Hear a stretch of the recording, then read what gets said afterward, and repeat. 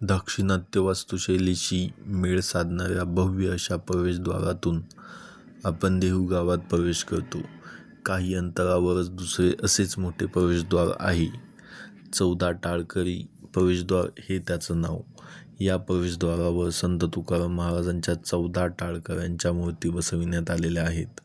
या प्रवेशद्वाराच्या बाजूलाच संत चोखामेळा यांचे छोटेसे मंदिर आहे. तेथून इंद्रायणी नदीचेही दर्शन होते. या प्रवेशद्वारातून तुकाराम महाराज मंदिराकडे थेट रस्ता जातो. पुणे शहरापासून 30 किलोमीटर अंतरावर असलेले देहू हे गाव तुकाराम महाराजांचे जन्मस्थान, इंद्रायणी नदीच्या काठी आणि जेथे बसून तुकाराम महाराजांनी तपश्चर्या केली त्या भंडारा डोंगराच्या कुशीत वसलेले हे ऐतिहासिक गाव. याच गावात तुकाराम महाराजांच्या जन्मापासून ते वैकुंठ गमनापर्यंतचे अनेक प्रसंग घडले. आज हे गाव महाराष्ट्राचे एक प्रमुख तीर्थस्थान आहे. 14 टाळकरी प्रवेशद्वारातून काही अंतर गेल्यानंतर समोरच दिसते सुबक दगडी चिऱ्यांनी बांधलेले तुकाराम महाराजांच्या मंदिराचे एखाद्या घडीच्या दरवाजासारखे महाद्वार. या महाद्वारावर गरुड विमानावर आरूढ असलेल्या तुकोबांची प्रतिमा आहे. आत जाताच समोरच धार्मिक प्रतीके कोरलेला दगडी बांधणीचा मोठा सभामंडप व त्यापुढे तुकाराम महाराजांचे मंदिर दिसते. तुकोबांचे चिरंजीव नारायण बाबा यांनी 1723 मध्ये देऊळ घाटावर हे मंदिर उभारले होते. या देवालयाच्या प्रांगणात नमस्कार मुद्रेत उभ्या असलेल्या हनुमंताचे तसेच राम, लक्ष्मण, सीता आणि विठ्ठल रखुमाई गरुड यांची मंदिरे आहेत. याशिवाय इथे हरेश्वर मंदिर, संत बहिणाबाई मंदिर व संत तुकाराम महाराज शिळा मंदिर आहे.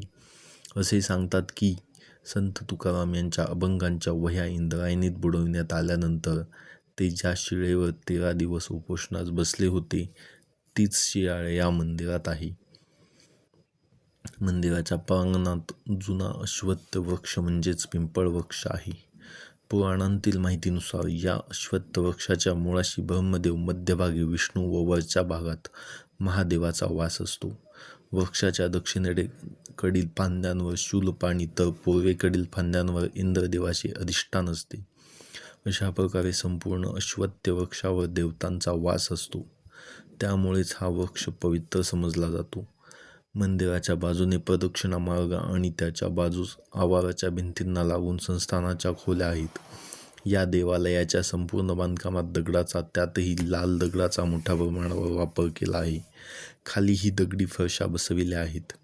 संत तुकाराम महाराजांचे तसेच येथील विविध देवतांचे दर्शन घेऊन बाहेर आल्यानंतर एक रस्ता आपल्याला तुकोबांचा जन्म जेथे झाला त्या वाड्याकडे घेऊन जातो. ओसरीला गजांच्या खिडक्या असलेला हा दुमजली वाडा संपूर्ण लाकडी बांधणीचा आहे. येथील देवघरात संत तुकाराम महाराज व त्यांच्या पत्नी आवली यांच्या पाषाणातील मूर्ती आहेत. मुख्य देवालयाच्या बाहेरून एक रस्ता नदीघाटाकडेही जातो. तेथे तुकोबांचे चिरंजीव नारायण बाबा यांची समाधी आहे. देवालयात दर्शन घेऊन बाहेर पुन्हा 14 टाळकरी प्रवेशद्वाराकडे आल्यानंतर तेथून जवळच संत तुकाराम महाराज यांचे वैकुंठ गमनस्थान आहे. भाविकांची अशी श्रद्धा आहे की याच जागेवर संत तुकाराम महाराज यांना वैकुंठास नेण्यासाठी विमान उतरले होते. या मंदिराचा आकारही त्या कथेस साजेसा असा निमुळता आहे. प्रयाणकाळी देवी विमान पाठविले, कलीच्या काला माझी अद्भुत वर्तविले, मानव देह घेऊन निजधामी गेले, निळामणी सकळ संत तोषविले. संत निळोबाराय यांच्या अभंगातील या ओळी या मंदिराच्या प्रवेशद्वारावर कोरल्या आहेत. या मंदिरात तुकाराम महाराजांची काळ्या पाषाणातील विणाधारी सुंदर मूर्ती आहे. मूर्तीच्या मागे विठ्ठल रुक्मिणीच्या मूर्ती आहेत. मंदिराच्या प्रांगणात तुकोबांच्या जीवनातील महत्त्वाच्या प्रसंगांची उठाव चित्रे रेखाटलेली आहेत. तेथेच नांदुरकीचा वृक्ष आहे. सदेह वैकुंठाला जाण्याआधी तुकाराम महाराज याच वृक्षाखाली ध्यानस्थ बसले होते. फाल्गुन वद्य द्वितीयेला दुपारी 12:02 ते सदेह वैकुंठाला गेले. हाच दिवस तुकाराम बीज म्हणून ओळखला जातो. दरवर्षी या दिवशी हजारो भाविक नांदुरकीच्या झाडाला प्रदक्षिणा घालून त्याचे दर्शन घेतात. 14 टाळकरी प्रवेशद्वारापासून साधारणतः 2 किलोमीटर अंतरावर नव्याने बांधण्यात आलेले भव्य असे गाथा मंदिर आहे. विस्तीर्ण परिसरात ते उभे आहे. मंदिराच्या दुमजली दालनात संगमरवरी भिंतीवर संपूर्ण गाथा म्हणजेच गाथेतील 4,500 अभंग कोरण्यात आलेले आहेत. गाथा मंदिराची रचना सभामंडप व त्यापुढे गाभारा अशी आहे. गाभाऱ्याच्या मध्यभागी तुकाराम महाराज यांची भव्य बैठी मूर्ती, तर वरच्या मजल्यावरील सज्जामध्ये विठोबा रुक्माईच्या मूर्ती आहेत. काही भक्तांच्या मते तुकाराम हे सत्ययुगातील भक्त प्रल्हाद, त्रेतायुगातील भक्त अंगद, द्वापारयुगातील भक्त उद्धव व कलियुगातील संत नामदेव या 4 युगांतील भक्तश्रेष्ठांचे अवतार आहेत. या श्रद्धेनुसार या मंदिरात तुकोबांच्या आधीचे अवतार आणि त्यांच्या इष्टदेवता यांच्या भव्य प्रतिमाही पाहावयास मिळतात. मंदिराच्या आवारातच भक्त निवास आहे आणि तिथे रोज दुपारी महाप्रसाद दिला जातो.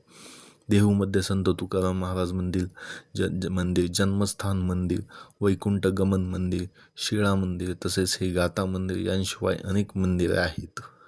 त्यात तुकोबांचे 8वे पूर्वज विश्वंभर बाबा यांचे मंदिर तसेच पालखी सोहळ्याचे जनक नारायण महाराज यांच्या मंदिरांचा समावेश आहे. देहूमधील सर्व मंदिरांच्या पूजा अर्चेसाठी छत्रपती संभाजी महाराज, छत्रपती राजाराम महाराज, महाराणी ताराबाई यांचे पुत्र शिवाजी महाराज यांनी देहूला अनेक सरकारी वतने दिली होती अशा नोंदी आहेत. तुकाराम बीजेच्या दिवशी म्हणजेच फाल्गुन वद्य द्वितीयेला देहूमध्ये मोठा उत्सव साजरा करण्यात येतो. फाल्गुन वद्य द्वितीयेपासून 3 दिवस येथे मोठी जत्रा असते. ज्येष्ठ वद्य अष्टमीला तुकाराम महाराजांची पालखी देहूतून निघून पुणे, सासवड, बारामती मार्गे आषाढ शुद्ध एकादशीला पंढरपूरला पोहोचते. आषाढ वद्य एकादशीला ही पालखी देहू येथे परत येते. कोणत्याही महिन्यात कोणत्याही काळात देहूमध्ये भाविकांची गर्दी असते. सकाळी 6:30 ते रात्री 8:30 या वेळात मंदिरात जाऊन भाविकांना तुकाराम महाराजांचे दर्शन घेता येते. शनिवारी ही वेळ रात्री 9 वाजेपर्यंत असते.